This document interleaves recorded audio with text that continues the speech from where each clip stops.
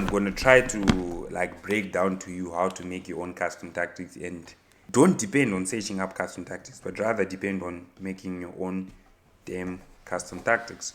So before making custom tactics, part one you're gonna need to know is philosophy and type of players. I know people just say it's just a game of cutbacks. You don't gotta have a philosophy and you don't gotta have to think about anything. You just play meta, blah blah blah, and blah blah blah. I enjoy the game. I personally use tactics that I want. I have this formation that plays like Manchester City. I use it very often, and I love this formation, bro. And the fact that I engineered it on my own, it's like the best thing that ever happened. So if you're not trying to be sweaty, if you're not trying to win, just win no matter how, this video is for you. So the first thing in making your own custom tactics is philosophy and type of players. I know this probably doesn't make sense to you, but philosophy, what is your philosophy? How do you play FIFA? I see a lot of people play FIFA differently. There's some people who like spamming, boom, through ball, spamming. If you're a spammer, you need a formation that's easy to get back into shape and defend with.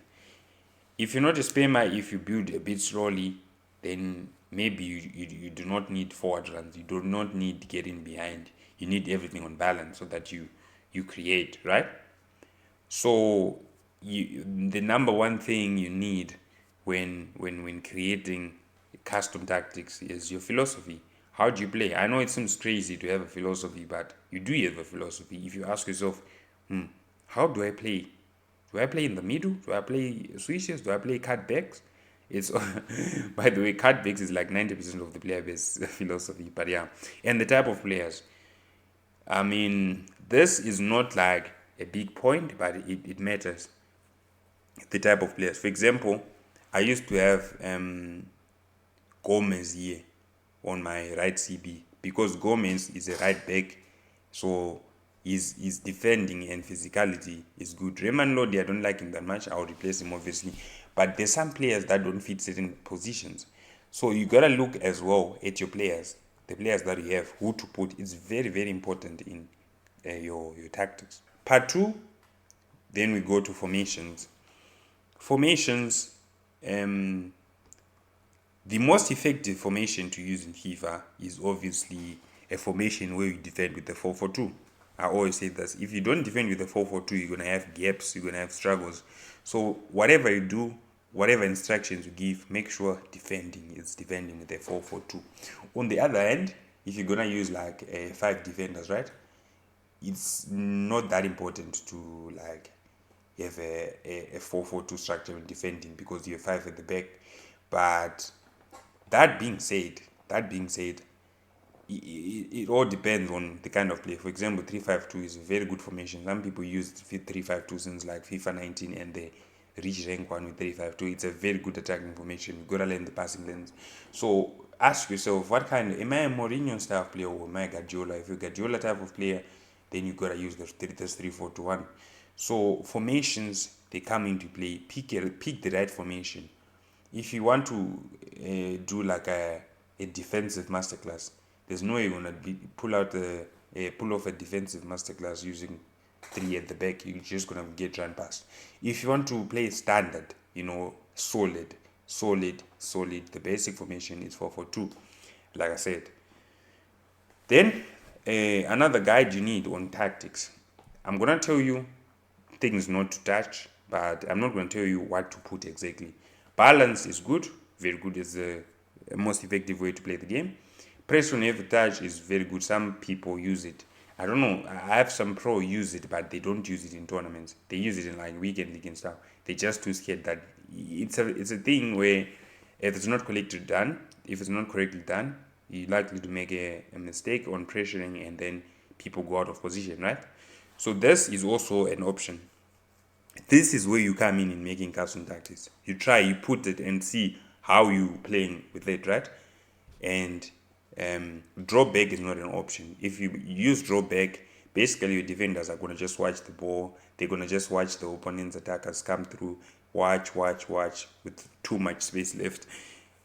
Constant pressure, I would put it on your ultra attacking custom tactics.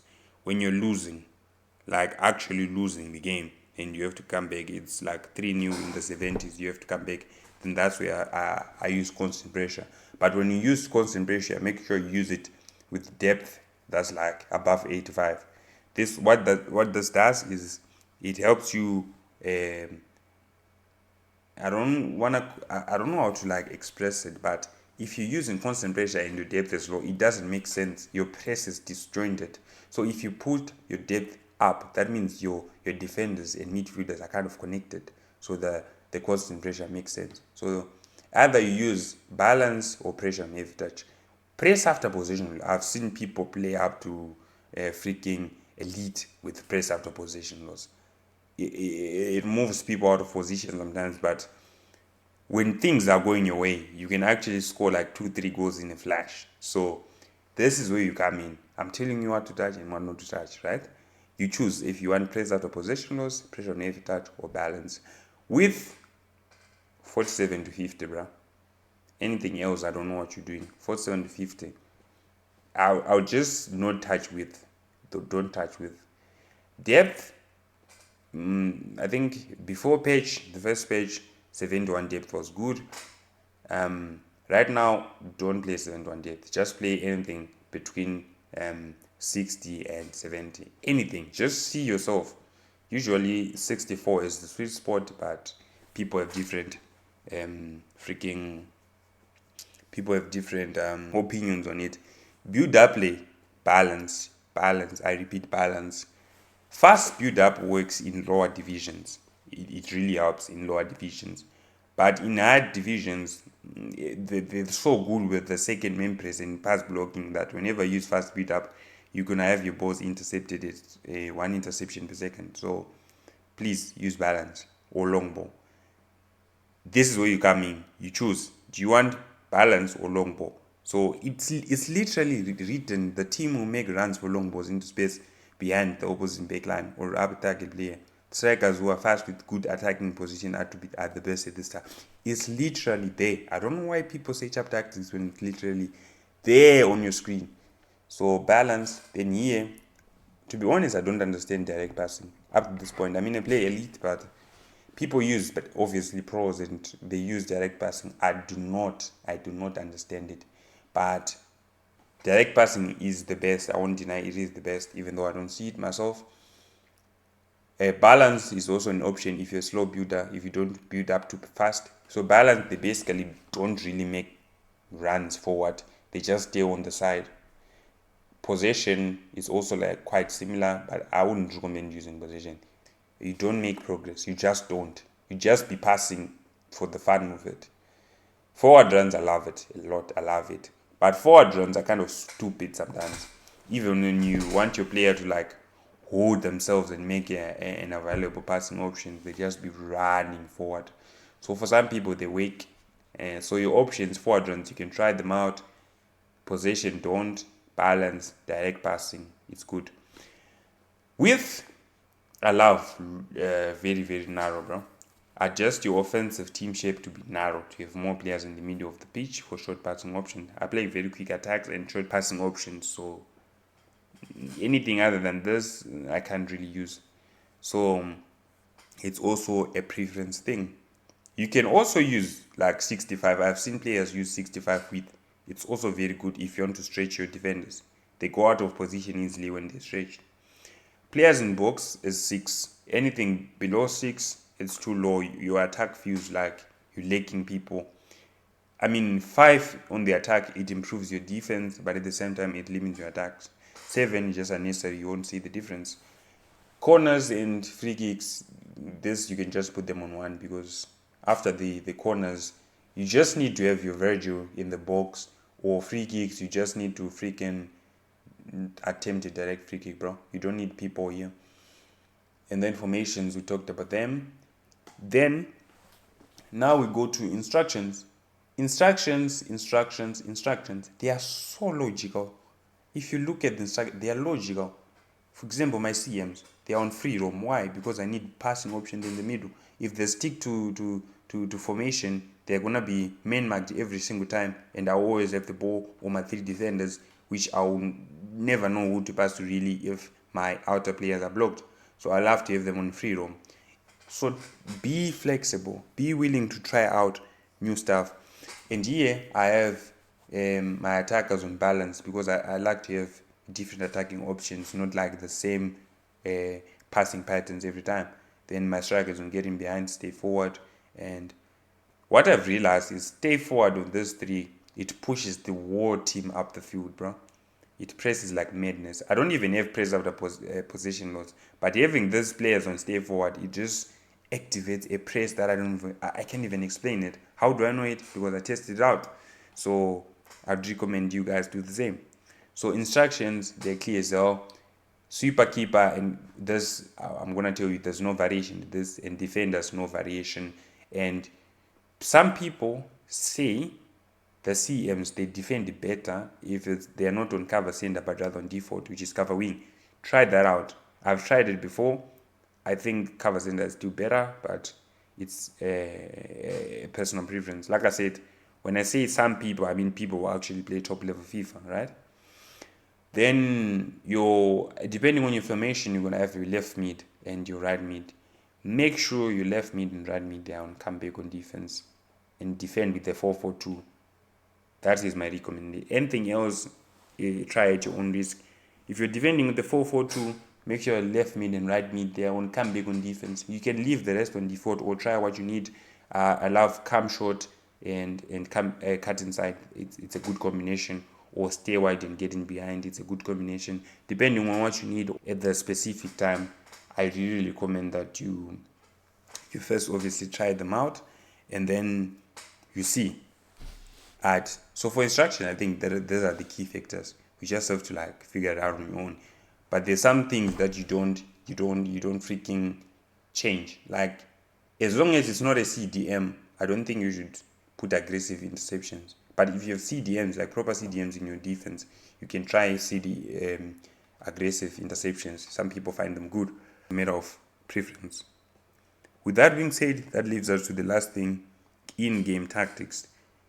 I personally like to press, obviously if you press arrow down and arrow down, like repeatedly, there's a freaking offside trap that's activated. I love that every pro player uses that. It helps your team like start defending high up the pitch, which presses your opponent a bit. I love if you press up arrow twice, it gives you get in the box. So if you're losing, I love to put that in extra striker in the box. And so these are in-game tactics that come when you press your arrows from not on your analog, not on your left to right stick, but the side arrows on the left of your controller. So I love to put also huge sideline when I want to stretch my opponent, especially when I know there's no space. A lot of pros, if you watch a lot of pros, they're right back and left back, they're literally on the line, bro. They're literally touching the freaking line of the field. How do they do that? It's usually huge sideline. So learn how to use those in-game tactics to your advantage. And if you combine your in-game tactics and your freaking custom tactics, then you're good to go. So when making custom tactics, always have a formation like I do. This formation is for when I'm winning. You're up 2-0 and it's in the 80s. It's foot jumps. Anything can happen. Gameplay can fuck you over and you end up losing the game. So I have this formation as a backup. I have 5-4-1 as a backup. Balance. Everything is just balance. It's a formation I use. I just be passing the ball at the back for like the remaining like couple of seconds to end the match. So be flexible, be able to switch custom tactics in your game, in-game tactics. Be able to put an attacking. If you also need to have a formation where you go to if you're losing, like it's 2-0, it's in the 70s. Put you on outro attacking, bro. You need like a constant pressure, or you need a formation with a press after possession loss that gives you the edge that you need. Instead of 6 players in the box, put on 9. 9 players in the box make a difference. So all those in-game tactics, you need to have them. So exactly, this is the skeleton you need on making your own custom tactics. Let me know if you actually enjoy making your own custom tactics or just enjoy copying tactics on YouTube.